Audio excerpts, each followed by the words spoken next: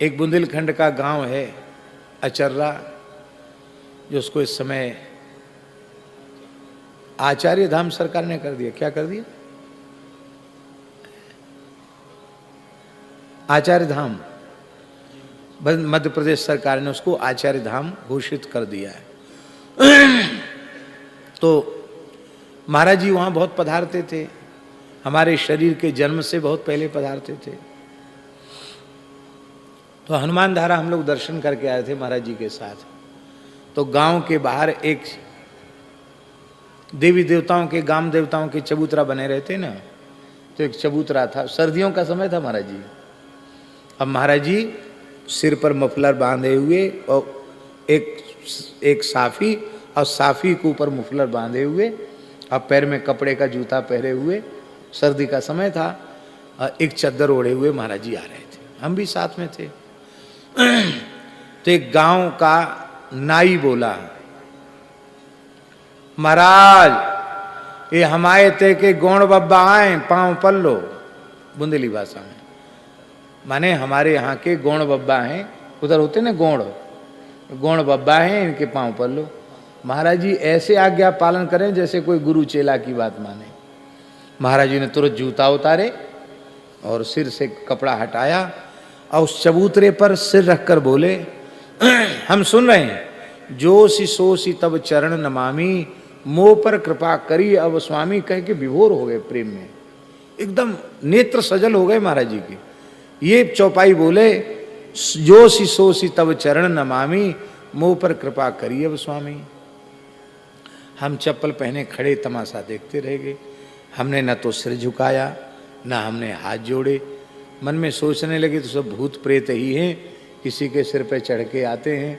और गौण तो एक प्रकार से क्षत्रियों में तो नहीं है, लेकिन गौण एक जाति रही है क्षत्रियों के समकक्ष, तो वो होते हैं। और जब गौण बब्बा आते हैं किसी पे, तो पंडितों के, बालकों के भी चरण छूते हैं।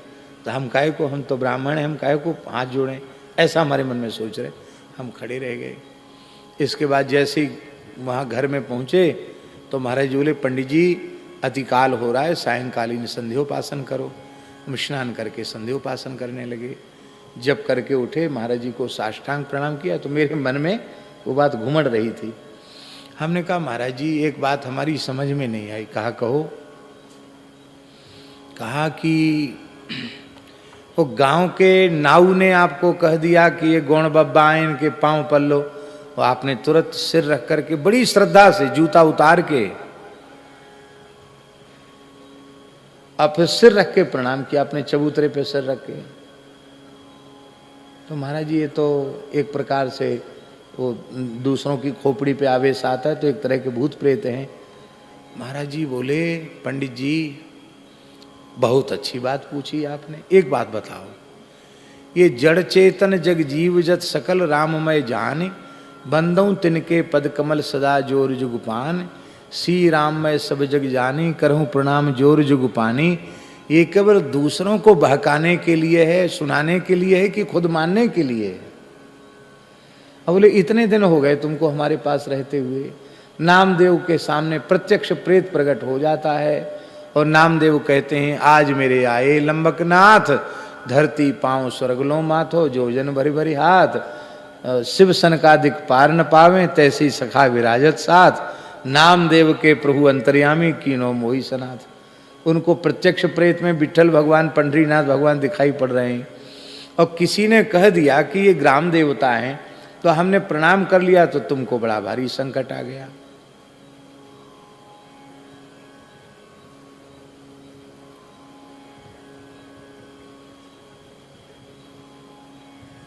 समझ में आई बात? कि हम लोग बोलते हैं, अब महाराज जी उसको जीते थे। तो अब हमको तो देख के शंका हो गई कि महाराज जी के कैसी अनन्यता, बताओ, यहां प्रणाम करने लगे।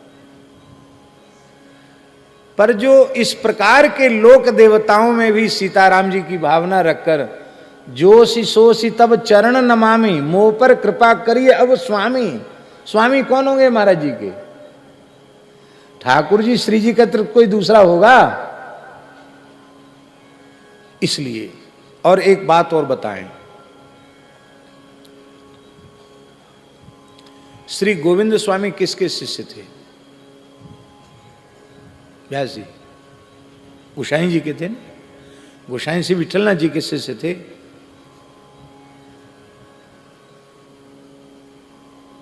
गांव का नाम भूल गए, कौन सा?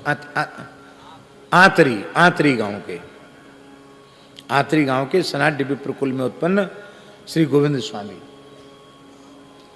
गोविंद स्वामी चिकोट के भक्त थे। ठाकुर जी श्रीनाथ जी उनके साथ खेलते थे, आपने सुना है। तो महाराज जी गोविंद स्वामी पहली बार जब विठलनाथ जी का दर्शन करने आए तो श्री विठलनाथ जी श्री गोकुल में श्री यमुना जी के जल में खड़े होकर संध्योपासन कर रहे थे। वो देखते रहे कि उन्होंने स्नान किया, फिर स्नानांग तर्पण किया, फिर आचमन प्राणायाम किया, फिर सूर्योपस्थान किया, फिर जप किया, मुद्राएं बनाई। तो उनके मन में आया कि लो ये कहाँ यहाँ अनन्यता दिखाई पड़ रही है। ये संध्या तर्पण गायत्री ये तो सब पंडितों के काम है, और यहाँ तो अनन्य भाव से श्रीनाथ जी का आश्रय, और यहाँ अन्याश्रय की बात कही जाती कि अन्याश्रय नहीं लेना, और ये सब क्या कर रहे हैं। मन में उनके आ गया, और मन में आ गया तो मन में आई हुई बात छिपानी नहीं चाहिए, गुरुजनों से पूछ लेनी चाहिए। तो गोविंद स्वामी बड़े भोले थे, उन्होंने पूछ लिया कि जय जय आप तो आचार्य हो, पर ये समझ में नहीं आई आपको इस सब की क्या जरूरत है। तो महाराज जी उन्होंने क्या कहा, बड़ी ऊंची बात कही विठलनाथ जी ने। उन्होंने कहा कि माली सुंदर बगीचा लगाता है, सुगंधित सुगंधित पुष्प उसमें लगाता है, बेलें खिलती हैं, पर उस बगीचे को कोई उजाड़ न जाए इसके लिए चारों ओर से कांटों की बाढ़ लगाई जाती है।